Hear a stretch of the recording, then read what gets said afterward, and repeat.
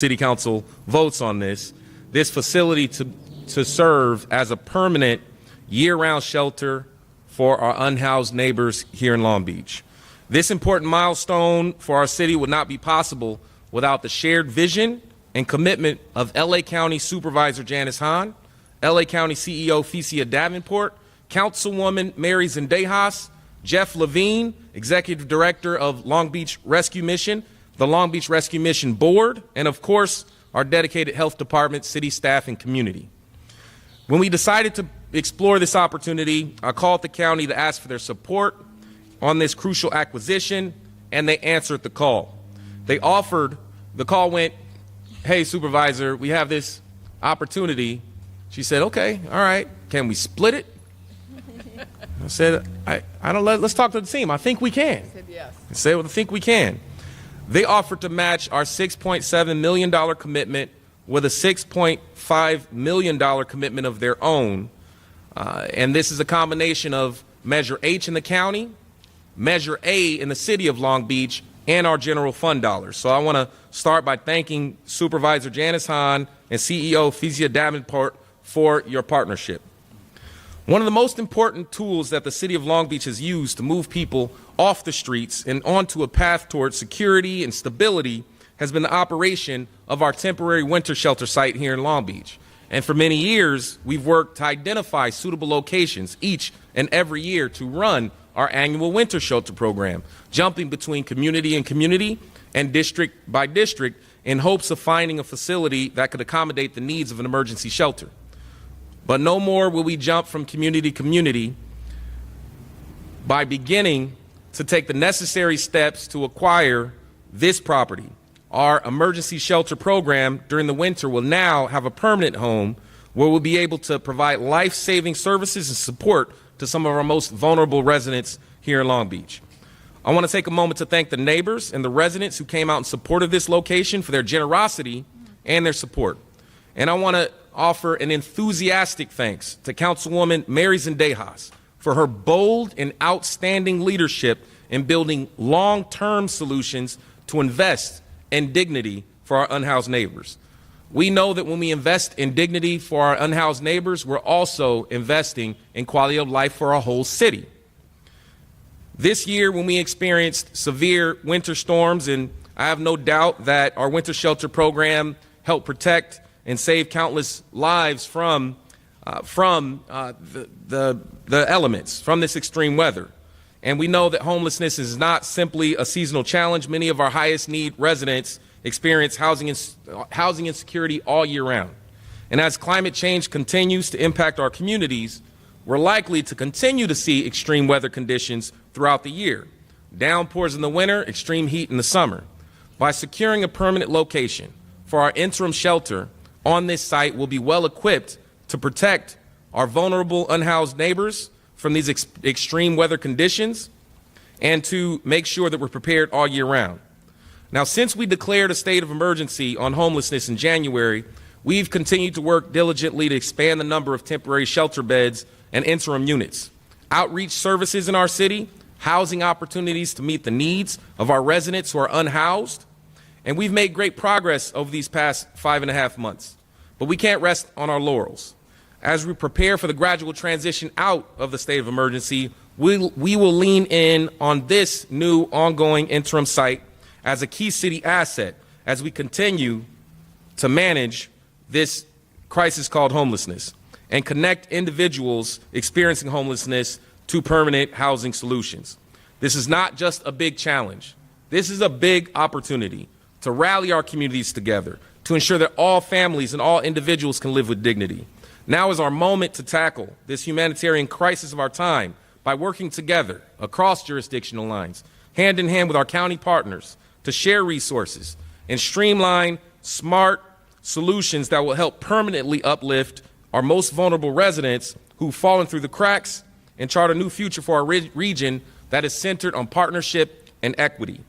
Once again, I want to thank all of our city partners who have stepped up in responding to this crisis, our county partners who are stepping up with funding and ensuring that Long Beach remains a place where no one is left behind. And now I want to hand it over to 1st District Councilwoman, whose district we are in today, Councilwoman Mary Zendejas. Thank you very much, Mayor. And good afternoon, everyone. It is an honor to be here today as we announce our anticipated acquisition of this property as part of our emergency response efforts to address the homelessness crisis we are living in today.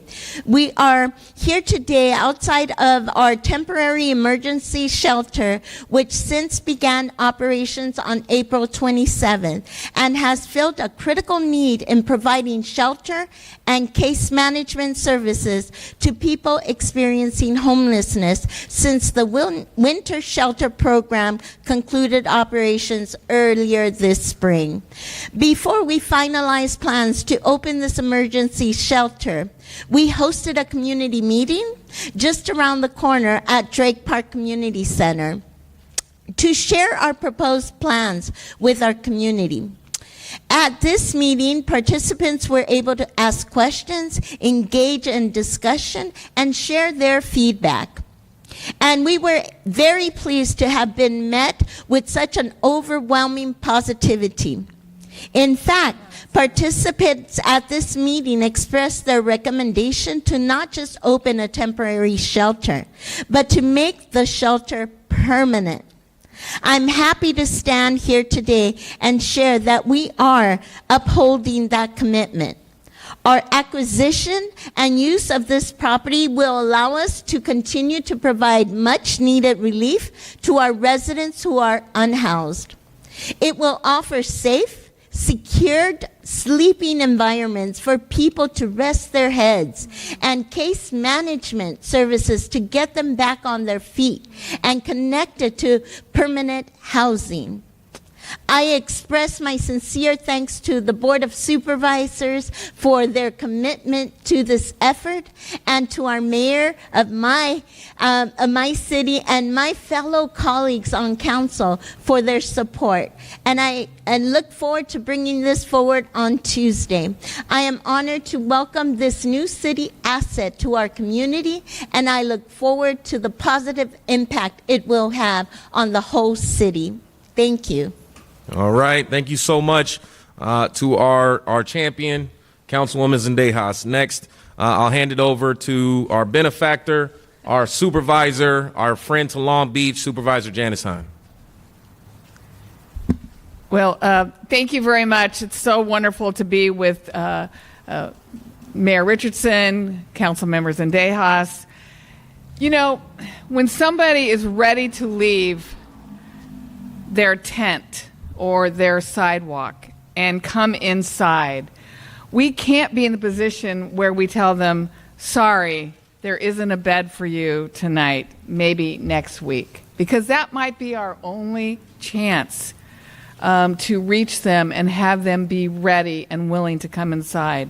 If we're going to get a handle on this homelessness crisis, we need reliable interim shelter beds that we can use at a moment's notice to help a person off the streets to get a roof over their head, and as you said, have a place to lay their head at night, get some rest in a safe, quiet environment.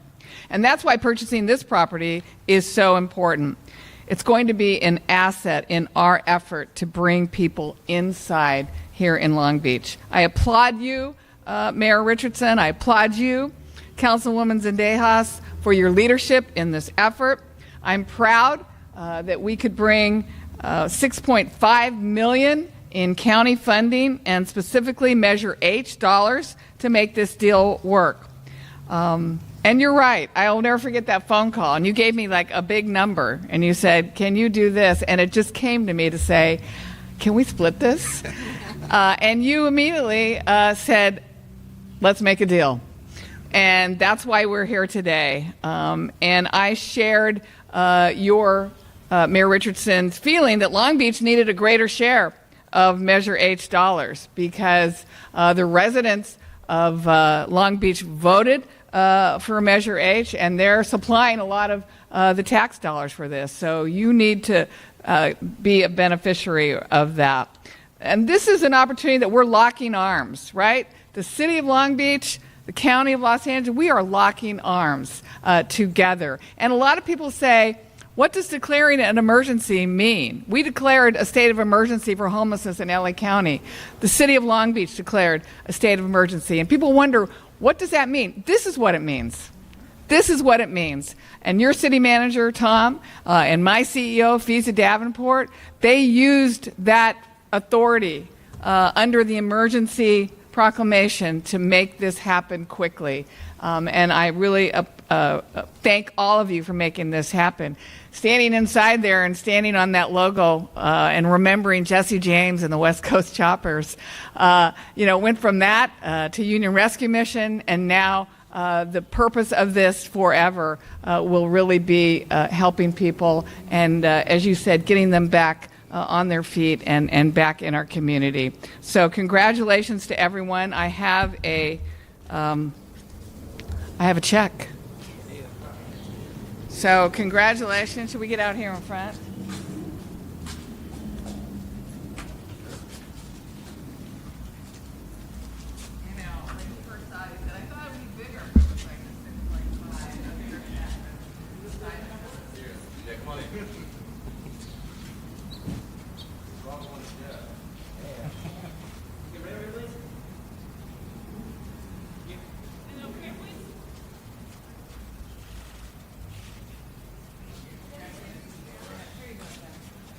Just go ahead and give it to Jeff now. Thank you very much. All right. Thank you, Supervisor Janice Hahn. Did you have anything else? No, that's okay. it. Thank you so much. We will now hand it over to our Homeless Service Bureau Manager, Paul Duncan, to talk through a bit about the details of this new proposed site. Thank you, Mayor Richardson, and thank you, Supervisor Hahn. Hello, everyone. My name is Paul Duncan, and I am the manager of the Homeless Services Bureau within the Department of Health and Human Services here for the City of Long Beach. I'm pleased to stand alongside our city and county leaders to share the announcement and the great news in our efforts to purchase this building. Interim shelters are critical components to addressing the immediate needs of people, while we as a city and county continue to work towards addressing the factors that are leading to people falling into homelessness, while also working to bring more resources to get people into permanent situations and ultimately end their homelessness.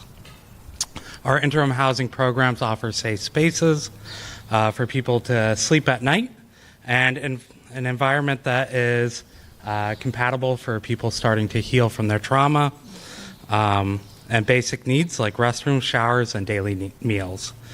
Meeting those basic needs, coupled with case management services, allow people the time and the stability and connections and resources to work through their issues and the challenges that they might be experiencing in their life and take the next step forward. While the city has significantly increased the number of locally funded interim beds since 2020, there's still a gap in the number of permanent year-round beds. So this adds to that capacity while we work on a number of other projects. So we have 3 other projects in the works that will also be coming on over the next year. So this continues to add to our overall capacity. And this is really why this is an important step, both in identifying, and what's one of the reasons that we identified in the short-term goals within our emergency proclamation, that we really needed interim solutions while we work towards permanent ones. And this is that step forward in having a permanent solution to meet the immediate needs. It will offer a safe place for people to sleep.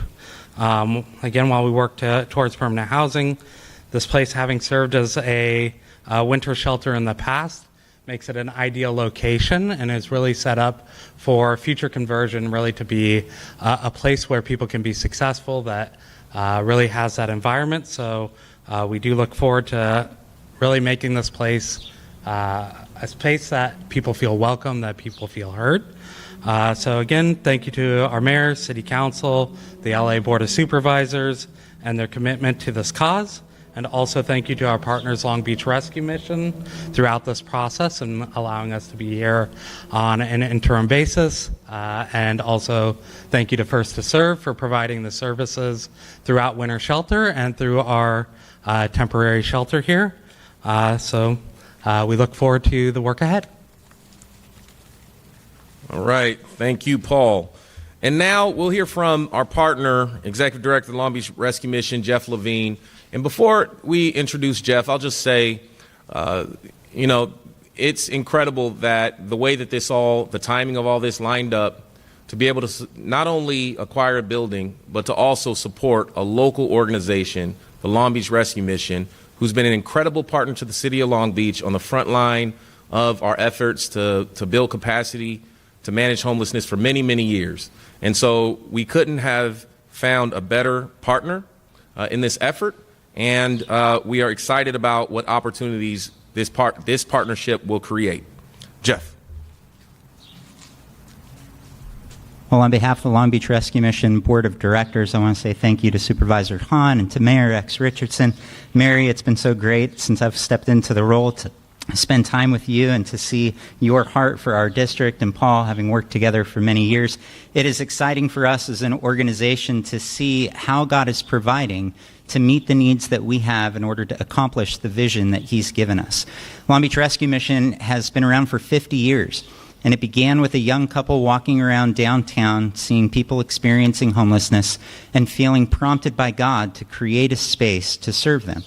And so they walked around downtown praying for God's provision, praying for clarity as to how to accomplish this. And what began as a 40-bed shelter for men that shared a wall with a local dive bar that they would pull people out of and into their shelter has now expanded to a 150-bed shelter for men and a 50-bed shelter for women and children. I love the mission. I've been there 17 years. I tell people I grew up there. I started when I was 25. I had no experience working with the unhoused.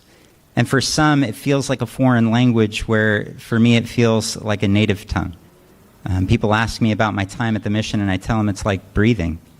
These are people that are made in the image of God. They deserve dignity. They have intrinsic value that's independent of anything they've done, anything that's happened to them, and are deserving of a community to come around them, to believe in them, to invest in them. And so for us, God has given us a clear vision. We need to expand the number of beds that we have for women and children. For as long as I've been connected to the mission, our Lydia House has been at capacity. Now, it's a 50-bed shelter. Don't tell the mayor that there's probably 58, 59 people there right now, because we'll take over the playroom, because we don't want to turn away families, but we turn away 5 to 6 families a day. We have women and children sleeping in their cars waiting for something to open up, and we're not okay with that. And we feel like God has given us the ability, equipped us with the tools to be able to provide leadership in that. And so we're in the architectural plan phase of developing a new 60-bed shelter for women and children. My prayer, my hope, is that we'll have this open in 2026 and we can have a greater impact. Later this year, we're going to be developing a strip mall that we own into a 15-bed shelter for men with disabilities. When our Samaritan house was built in the late 80s, the ADA requirements were different. And so we've only got 2 beds that are downstairs. So every day we turn away men who can't get up and down the stairs to get to our beds. And we're not okay with that. And so God has provided in incredible ways. And I think about this arrangement. And you can't ask for a better arrangement. You've got a city and a county that are committed to alleviating the suffering of those experiencing homelessness in our cities. And you have an organization that has devoted itself to the same thing. And so now you've got dollars that are coming in that our community is given, and they're adding additional beds to serve people experiencing homelessness. And those resources are going directly into more homeless services. It's a win-win. And for us, it's an answer to prayer. As a Christian faith-based organization, prayer is central to what we do. And the sovereignty of God, the belief that he is at work orchestrating these things. This didn't happen by chance. You can't convince me that. You can't convince our board that. And so what I want to do in closing is just pray. I want to ask God's blessing over this process. City Council has the opportunity to kick this around, and I know that they're excited. They're excited for the collaborative work that we've been able to do. And just that we would see a reduction in people experiencing homelessness, and certainly we want to see the numbers change. But we want to see hearts changed, and lives changed, and families restored, and addicts recovering, and people who've experienced abuse healing. Because it's not just a housing issue, it's not just an employment issue, it's a heart issue. And that's the way that we've always seen it. So God, I come to you just thanking you for the way that you've been at work in this process, and a lot of behind the scenes conversations, collaborations. I know I can speak from our perspective as an organization, what a wonderful experience it was and is working with our city. Jesus, we love this city. You love this city. And you've given us such a privileged position to be able to provide leadership in this area. And to do that collaboratively, to know we're all pulling in the same direction, is such a joy. And so I pray your hand would be over this transaction, that you would bring it to a right and righteous conclusion, and that we would be able to serve for many years until you return, Jesus, with faithfulness and obedience and joy and love in our hearts. Jesus, you taught us to love our neighbor as we love ourselves. You didn't say love our neighbor who has walls around them. You didn't say love our neighbors who think like us, who vote like us, who act like us. You said love our neighbor. And so we want to be faithful and obedient to that. So we ask these things in your name, Jesus. Amen. All right. So before we move to questions, I just want to highlight what Jeff said. This partnership, Supervisor, and the resources we were able to pull together, it will have double the impact. We're recycling those dollars. So by working with the rescue mission, they're able to take those proceeds and expand the amount of shelter available here in Long Beach. So so say double up. Double up, right? We're doubling up here. So we're going to move. We're going to take questions. I'm going to invite Tom and Eric, our incident commander, public works director, city managers, to join us. And we'll just see if there are any questions about what we all heard today.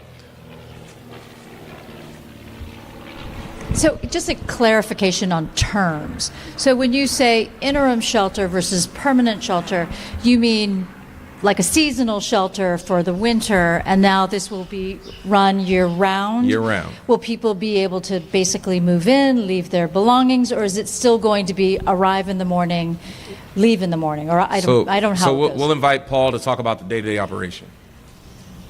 Yeah. We no longer have any shelters where people are required to leave in the day and then line up in the evening. So people will have their reserved bed, that is their bed for the time that they need it, while they work towards their goals and get into permanent housing. So the site will be open 24 hours a day. People can go in the day and leave their stuff while they work on whatever they're needing to work on. And then meanwhile, a lot of homeless people say, unhoused people say, I don't want to go into a shelter because I have many pets, like more than one dog. What happens to people like those? Yeah, so we currently, if you were to walk inside, you'd see that there are a number of people in here with dogs. So we do provide dog crates that people can have right next to their bed. If it's a service animal, they can sleep outside of that crate with the participant at the shelter. So we don't want any barriers for people to come in. So if people have their pet, we want to make sure that they're able to come in. The shelter provides dog food and other needs for pets. As we look at redoing this, we'll also make sure that we're adding in a outside pet area where pets can come out, they can do their thing. So we want nothing to get in the way of people coming in. But a resident could have, say, more than one dog? Typically, we try to keep it to one dog. Okay. If we have two and it's not, unmanageable, that's something that we'll look at. We also do have some interim option or some shelter options where people have their own room, so that might be more conducive to somebody that has two dogs. So, and I'm sorry if anybody wants to grab this mic, but so what happens when you retrofit, or what is happening in terms of like a remodel in order to make this the permanent shelter? For that question, we'll bring our Public Works Director, Eric Lopez. Thank you. That's a great question. Part of the transaction does involve a set amount for capital improvements. We're going to be looking at the HVAC system. We're looking at plumbing repairs, some electrical repairs. There's some needs on the roof, so we're also going to be doing some roof repairs. While we're going to design and plan the repairs so that we don't displace anybody. People will continue to be able to use this facility while we're going and putting in the improvements that it needs in order for us to be able to use it for many, many years to come. All right, thank you. Next question. Previously, there was discussion about expanding beyond 85 beds. Is that still going to happen? And if so, what is the ultimate capacity going to be? We still have to map it out. We do see capacity here potentially for more than 85 beds, which is what, I think we're at 85 here today. So we do see, I mean, this is a nice sized property. There's multiple buildings, or there's opportunities to sort of operate at one level during the winter and then go back to whatever our cruising level is during the summer and utilize the space for other things. You know, we would have to obviously consult with our community, but there's opportunities for sobering or other services that we could offer. So this gives us the opportunity to dream a little bit about what the real use and the best utilization of this facility is. Thank you. Hi, I'm just wondering what happens to the temporary contract you have in place now on Tuesday. If you guys approve it, will it be superseded by the new contract, or will it be like an in-between period where you just finish out the one you have now and then the new one goes into place? Tom, let's hear from our city manager, Tom. So we do have a lease right now. We signed that under the emergency so we could get in very, very quickly. We worked with Jeff to make sure that we were able, while we were looking at some of the negotiation details, to get in here and start serving. That stays in place, and then we will go through the final transaction process. All this happened in about 3.5 months, which is pretty lightning speed, to get the funding, to do all that, and then we'll do the final building transaction. We're also going to be working with Jeff for probably another 90 days for them to use some of the great space behind you, where they do a lot of food pantry and feeding and donations exceptions. So it's been a good partnership. That's good. Next question. So we talked a little bit, or you talked about, Mayor, a little bit about winding down out of this state of emergency. We also have a lot of people we have the CSEA workers that are talking about they're not making a livable wage. We have a lot of people in Long Beach that are not making a livable wage and are just one paycheck away of needing these kind of services. How are you going to wind down out of the state of emergency when most people are one paycheck away from needing these types of services? Well, I think I want to be clear that it's premature to sort of state that we're leaving the emergency. There's work that has to be done, but we've been very clear since the very beginning that we cannot live in a perpetual state of emergency, and that we're not going to end homelessness in a 6 to 9 month emergency period. We laid out goals that really expand our capacity to be able to manage this crisis better for a city of our size. That means doing things like expand outreach, which we've done. We've rolled out our mobile access center, and we're rolling out a second mobile access center. We're exploring and rolling out alternative crisis response models in our health department. We also have set goals around interim housing, interim shelter, which this is an example of that capacity. But if we're going to get to a place where we are not living in a perpetual state of emergency, we have to really do place a significant focus on prevention and on housing production. Because the reality is, we as a city and as a region have to do a better job keeping people in their homes.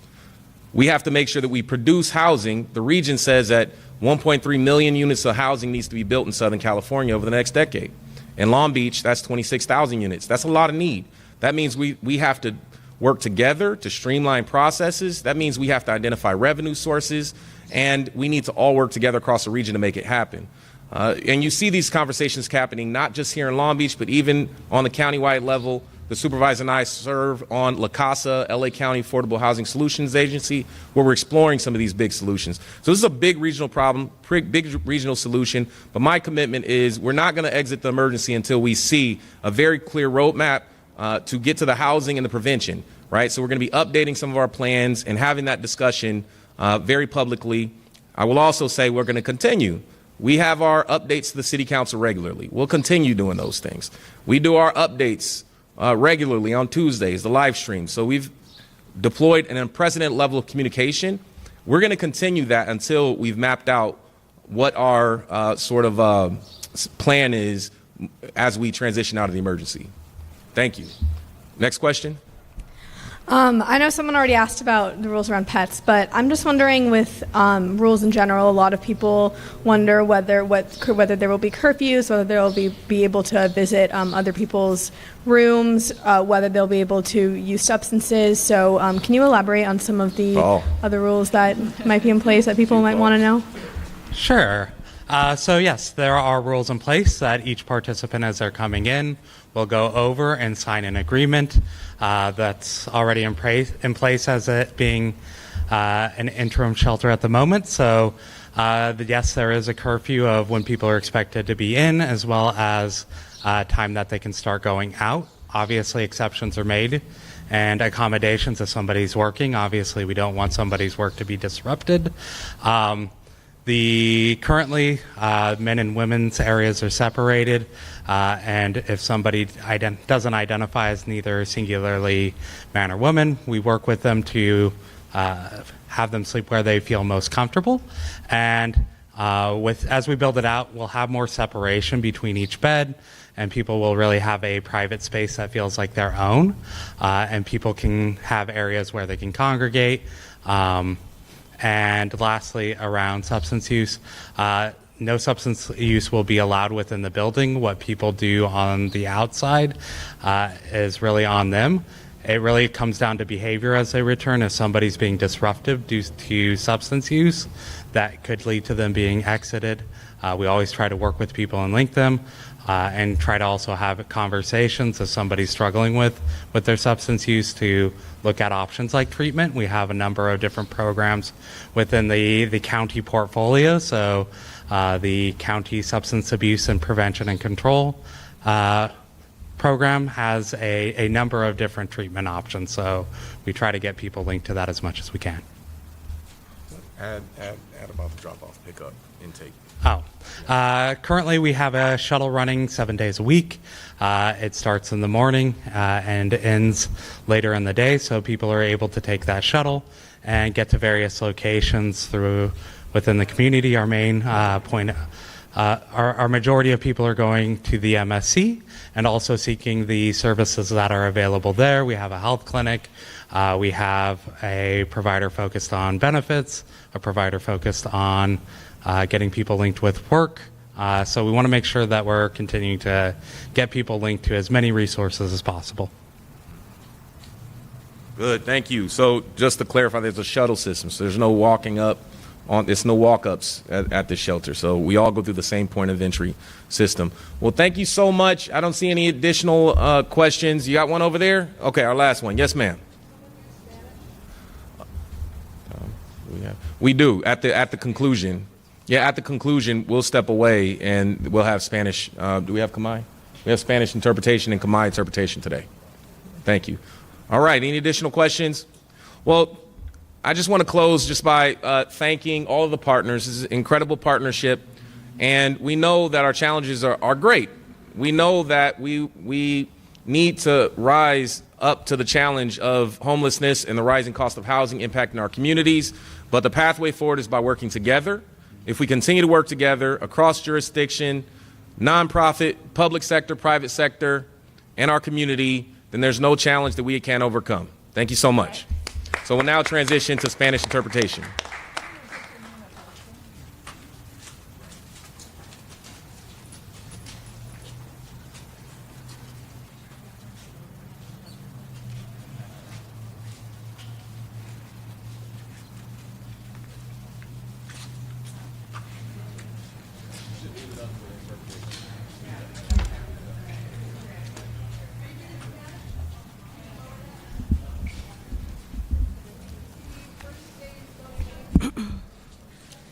In Spanish. Mi nombre es Luz Bonel Thompson and I am an interpreter. Buenas tardes. Durante la reunión del 13 de junio de 2023, el Consejo Municipal de Long Beach debatirá y votará la autorización para la compra de la propiedad ubicada en 702 West Anaheim Street, actualmente propiedad de Long Beach Rescue Mission Inc. Si la ciudad adquiere la casa, se utilizará como refugio permanente durante todo el año para personas que están pasando por una situación de falta de hogar.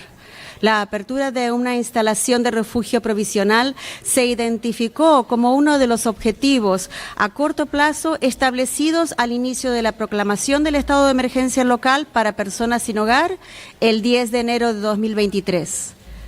Con el apoyo de la supervisora, la señora Janice Hahn, y la directora general de la Oficina Ejecutiva del Condado de Los Ángeles, señora Feisha Davenport, el condado se ha comprometido a aportar $6.5 millones para la adquisición y rehabilitación de una instalación permanente de refugio y servicios para personas sin hogar. En respuesta a la proclamación del estado de emergencia de la ciudad y la finalización del programa de refugio de invierno de este año, que concluyó sus operaciones el 28 de abril de 2023, el personal de la ciudad identificó la disponibilidad de la propiedad privada que había sido puesta a la venta por la Long Beach Rescue Mission Foundation, Inc., la propiedad anteriormente utilizada por la ciudad como ubicación del programa de refugio de invierno se puso a disposición de la ciudad para su uso a corto plazo, sirviendo como un recurso crítico para continuar proporcionando refugio de emergencia después de que el refugio de invierno del hospital comunitario concluyera sus operaciones. Con ese fin, se negoció un contrato de arrendamiento a corto plazo en virtud de las órdenes de emergencia y la ciudad ha estado utilizando las 85 camas de la propiedad como un refugio de emergencia temporal desde el 27 de abril de 2023. Dado el uso anterior y actual de la propiedad como espacio de refugio, así como la asociación del condado para ayudar con la adquisición de una instalación permanente, la ciudad presentó una oferta a Long Beach Rescue Mission que acordó en vender la propiedad a la ciudad por el precio de compra de $7.2 millones. Los costos totales de adquisición y mejora de las instalaciones ascienden aproximadamente a $13.2 millones. First to Serve Ministers, Inc. seguirá encargándose del funcionamiento del refugio y prestará servicios de admisión, gestión de casos, duchas y aseos in situ, 3 comidas diarias, así como la seguridad y el transporte de ida y vuelta para los participantes del refugio. Además de los participantes del refugio, tendrán acceso a una variedad de servicios de gestión de casos, incluida la gestión de casos centrada en la vivienda y la gestión de casos centrada en el establecimiento de una salud mejor y suficiencia económica. Selección de programas de vivienda, programas de identificación de viviendas, ayuda para obtener identificación y documentos y conexiones con recursos de salud de comportamiento, entre otros servicios prestados por los centros de multiservicios.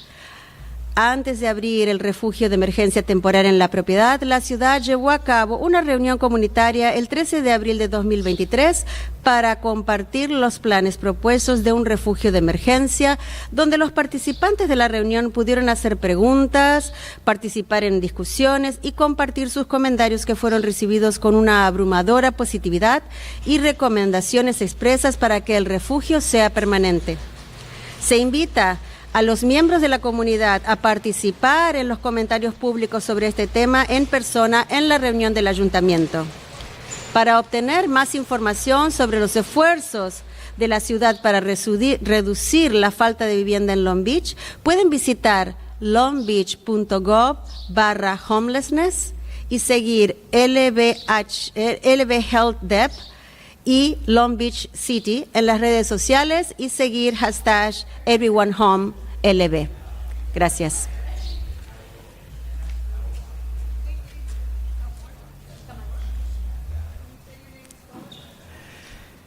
បាទសូមជម្រាបសួរបងប្អូនទាំងអស់គ្នានេះគឺជាសន្និសីទសារព័ត៌មានតាក់ទងនឹងការទិញអាគារថ្មីសម្រាប់ទីជម្រករបស់បងប្អូនជនអនាថានៅក្នុងអំឡុងកិច្ចប្រជុំក្រុមប្រឹក្សាក្រុងឡុងប៊ិចនៅថ្ងៃអង្គារយើងខាងមុខនេះគឺថ្ងៃទី13ខែមិថុនាយើងនឹងពិភាក្សានឹងបោះឆ្នោតសម្រេចអនុញ្ញាតទិញអចលនទ្រព្យដែលមានទីតាំងនៅអាគារលេខ702ផ្លូវ West Anaheim Street ដែលសប្តាហ៍ថ្ងៃទីតាំងនេះគឺជាកម្មសិទ្ធិរបស់អង្គការបេសកកម្មសង្គ្រោះក្រុងឡុងប៊ិចឬក៏ The Long Beach Rescue Mission នៅពេលដែលសាលាក្រុងឡុងប៊ិចទិញទីតាំងនេះបានយើងនឹងប្រើប្រាស់វាជាទីជម្រកអចិន្ត្រៃយ៍ពីមួយឆ្នាំទល់មួយឆ្នាំសម្រាប់បងប្អូនយើងដែលកំពុងរស់នៅក្នុងស្ថានភាពអនាថាដែលពួកគាត់មានកន្លែងជ្រកកោន បើការបើកដំណើរការអគារជ្រកបណ្ដោះអាសន្នកន្លងទៅគឺយើងចាត់ទុកថាជាការឆ្លើយតបទៅនឹងគោលដៅរយៈពេលខ្លីរបស់យើងព្រោះទីជម្រកបណ្ដោះអាសន្ននោះត្រូវបានបើកឲ្យដំណើរការនៅក្នុងដំណាក់កាលនៃបញ្ហាដែលទីក្រុងឡុងបិចរបស់យើងជួបបញ្ហាអនាថាជាបញ្ហាអាសន្នដែលត្រូវដោះស្រាយជាបន្ទាន់សេចក្តីប្រកាសនេះត្រូវបានក្រុមប្រឹក្សាក្រុងឡុងបិចចេញកាលពីថ្ងៃទី10ខែមករាឆ្នាំ2023បើជាមួយគ្នានេះដែរដោយមានការជួយឧបត្ថម្ភគាំទ្រពី Supervisor Janice Hahn និងមន្ត្រីនាយកប្រតិបត្តិនៃតំបន់ Los Angeles គឺអ្នកស្រី Facia De Wapon តំបន់ LA County បានផ្ដល់ថវិកាចំនួន$6.5 ដើម្បីទិញទីតាំងនេះនិងរៀបចំស្ដារនីតិសម្បទាទៅកន្លែងនេះឲ្យទៅជាទីជម្រកអចិន្ត្រៃយ៍សម្រាប់ផ្ដល់កន្លែងស្នាក់នៅនិងសេវាសម្រាប់បងប្អូនជនអនាថាបើជាងនេះទៅទៀតដើម្បីឆ្លើយតបទៅនឹងសេចក្តីប្រកាសដាក់វិបត្តិនៃភាពអនាថាជាបញ្ហាប្រកាសអាសន្ននិងការបិទបញ្ចប់ដំណើរការទីជម្រកបណ្ដោះអាសន្ននារដូវត្រជាក់របស់ក្រុងឡុងបិចសម្រាប់ឆ្នាំនេះដែលបិទបញ្ចប់ដំណើរការកាលពីថ្ងៃទី28ខែមេសាឆ្នាំ2023មន្ត្រីសាលាក្រុងបានឃើញទីតាំងថ្មីមួយដែលជាអគារកម្មសិទ្ធិរបស់ឯកជនដែលបានដាក់លក់ដោយអង្គការបេសកកម្មសង្គ្រោះក្រុងឡុងបិចនេះអចលនទ្រព្យនេះកាលពីមុនគឺជាកម្មសិទ្ធិរបស់សាលាក្រុងដែលយកមកធ្វើជាទីជម្រកបណ្ដោះអាសន្នសម្រាប់រដូវត្រជាក់ហើយត្រូវបានដាក់ឲ្យសាលាក្រុងប្រើប្រាស់នៅក្នុងគោលបំណងដោះស្រាយបញ្ហារយៈពេលខ្លីដែលមែនទែនទៅអគារនេះគឺបានប្រើប្រាស់ជាប្រភពធនធានដ៏សំខាន់មួយនៅក្នុងការបន្តផ្ដល់ទីជម្រកបណ្ដោះអាសន្នដល់បងប្អូនជនអនាថារបស់យើងគឺនៅក្រៅពេលដែលទីជម្រកបណ្ដោះអាសន្នសម្រាប់រដូវត្រជាក់របស់មន្ទីរពេទ្យសហគមន៍ត្រូវបានបិទដំណើរការបើដោយយោងទៅលើសារៈសំខាន់នៅក្នុងការដោះស្រាយបញ្ហាអនាថានិងដោយស្របទៅតាមគោលដៅរយៈពេលខ្លីផងទើបយើងបានចរចាជួលទីតាំងនេះសម្រាប់រយៈពេលខ្លីក្រោមរូបភាពនៃបទបញ្ជាដែលគ្រាមានអាសន្នហើយសាលាក្រុងបានបន្តប្រើប្រាស់ទីតាំងអគារនោះដើម្បីបំពាក់ក្រែ85ក្រែសម្រាប់ទីជម្រកបណ្ដោះអាសន្នតាំងតែពីថ្ងៃទី27ខែមេសាឆ្នាំ2023មកម្លេះទន្ទឹមនឹងនោះគឺដោយសារតែការប្រើប្រាស់ទីតាំងនេះតាំងពីមុននិងពេលបច្ចុប្បន្នធ្វើជាទីធ្លាសម្រាប់ជម្រកបណ្ដោះអាសន្ននិងក្នុងភាពជាដៃគូពីខាងតំបន់ផងទើបជួយឲ្យមានប្រសិទ្ធភាពគឺឲ្យយើងមានលទ្ធភាពទិញទីតាំងនេះសម្រាប់ទីជម្រកអចិន្ត្រៃយ៍ផងសាលាក្រុងក៏បានដាក់ដេញថ្លៃអគារនេះពីអង្គការបេសកកម្មសង្គ្រោះក្រុងឡុងបិចដែលក្រោយមកអង្គការនេះក៏ព្រមលក់អគារនេះនៅក្នុងតម្លៃ$7.2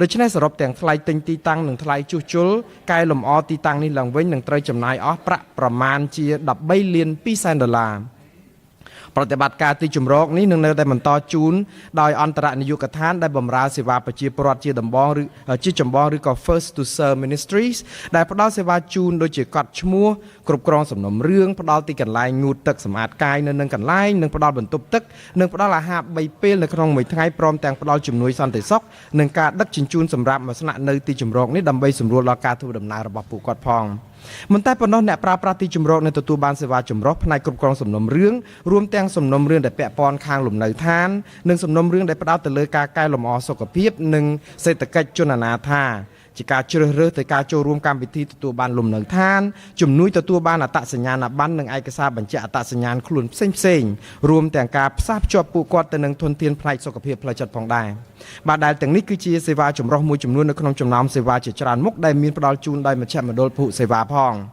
បាទនៅមុនដំណើរការទីជម្រកបណ្ដោះអាសន្ននៅក្នុងគ្រាបន្ទាន់នៅទីតាំងអគារនេះសាលាក្រុងបានរៀបចំកិច្ចប្រជុំសហគមន៍មួយកាលពីថ្ងៃទី13ខែមេសាឆ្នាំ2023ដើម្បីជម្រាបជូនបងប្អូនសហគមន៍ឲ្យលោកបានជ្រាបអំពីផែនការដែលបានស្នើឡើងសម្រាប់ទីជម្រកបណ្ដោះអាសន្ននៅក្នុងគ្រាបន្ទាន់នេះនៅក្នុងកិច្ចប្រជុំសហគមន៍នោះបងប្អូនយើងបានលើកឡើងជាសំណួរនិងបានចូលរួមកិច្ចពិភាក្សានិងបានចែករំលែកមតិនិងគំនិតដែលជារួមបងប្អូនយើងភាគច្រើនលើសលប់សប្បាយចិត្តនិងលើកទឹកចិត្តឲ្យយើងរកទីតាំងណាមួយដើម្បីធ្វើជាទីជម្រកអចិន្ត្រៃយ៍បែបនេះបាទយើងខ្ញុំនៅតែស្វាគមន៍បងប្អូនសហគមន៍យើងឲ្យចូលរួមមកបញ្ចេញយោបល់បន្តទៅទៀតលើកជាគំនិតផ្សេងបន្ថែមទៀតនៅក្នុងកិច្ចប្រជុំផ្ទាល់នៅក្នុងកិច្ចប្រជុំក្រុមប្រឹក្សាក្រុងដែលនឹងប្រព្រឹត្តទៅនៅសាលាក្រុងនៅដើមសប្តាហ៍ខាងមុខនេះបាទបងប្អូនត្រូវការជ្រាបព័ត៌មានបន្ថែមអំពីកិច្ចខិតខំប្រឹងប្រែងរបស់សាលាក្រុងក្នុងការកាត់បន្ថយភាពអនាថានៅក្នុងទីក្រុងឡុងបេរបស់យើងបងប្អូនអាចចូលមើលគេហទំព័រនេះគឺ longbeach.gov/homelessness និងតាមដានថាសារព័ត៌មានរបស់យើងនៅតាម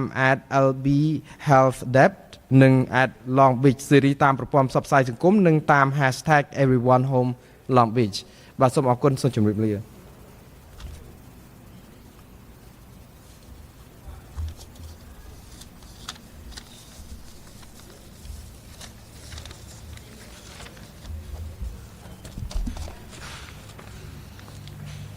you.